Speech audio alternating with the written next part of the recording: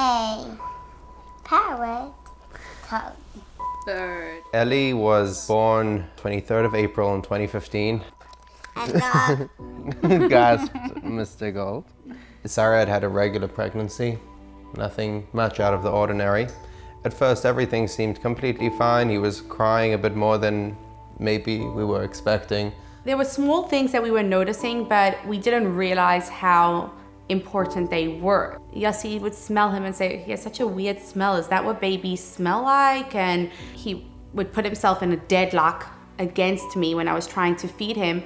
And I remember remarking to Yossi, it feels like he's pushing me away. And later we were to learn that that's exactly what he was doing, because unbeknownst to me, my breast milk, which is obviously full of protein, was killing him.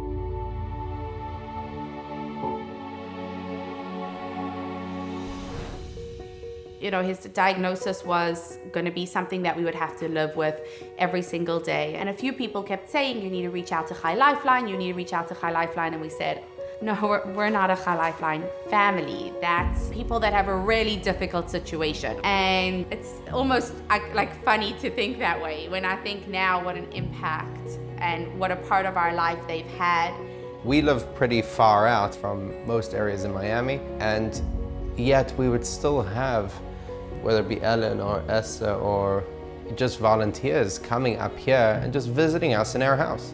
It brought so much joy to his world. You look back at these pictures and he's shining, he's smiling, and it just made him feel not just normal, but special. The one thing that with a diagnosis is that it's very lonely. Prior to Ellie's transplant, every waking hour was what's going on, measuring blood work, making sure that his levels of protein were just perfect so that he wouldn't go into metabolic crisis, which could cause brain damage. And as I said, we have the most incredible family and community, but there is this separation because your mind is just elsewhere.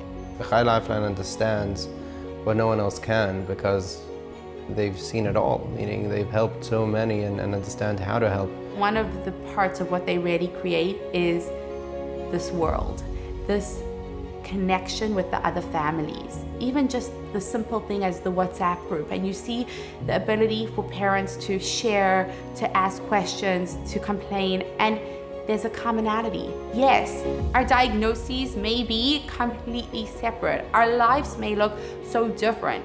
We may look different on the outside, but we have this core essential commonality. And I think that's such a gift. And we're so grateful to High Lifeline for everything they've done. But I think that family, that unit, that world that they've created amongst the families is a true gift, and we're forever grateful.